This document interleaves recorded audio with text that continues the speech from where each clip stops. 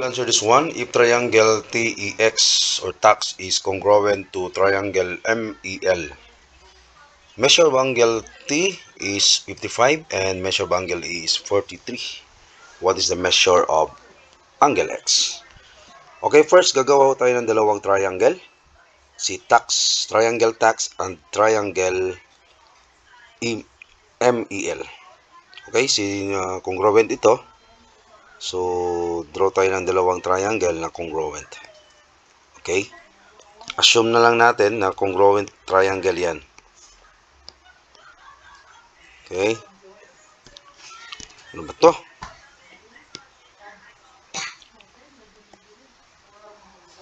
Then another triangle. Okay, so let's assume na congruent yan. Okay, so angle T is 55. Example, this is angle T.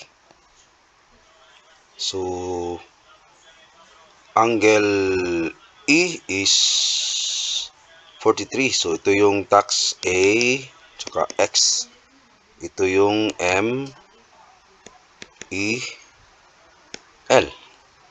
So, ang angle T natin, this is 55.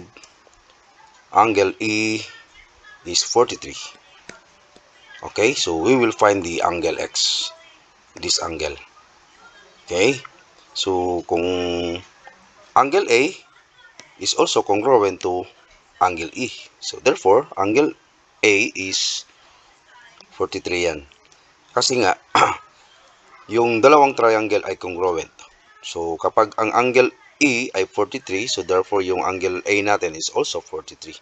So we will find this angle, si angle X. So how to solve?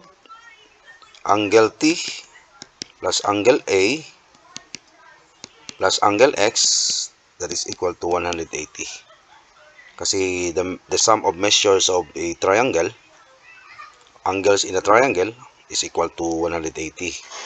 So angle T natin is 55 plus angle A is 43. Tapos angle X, this is unknown or ito yung hinahanap natin, equals 180. So transpose natin. So angle X, hindi siya ma-transpose. So 180, transpose natin si 55, magiging negative 55 yan. At saka itong positive 43 magiging negative 43. Okay, dito tayo sa taas. Angle X equals 180.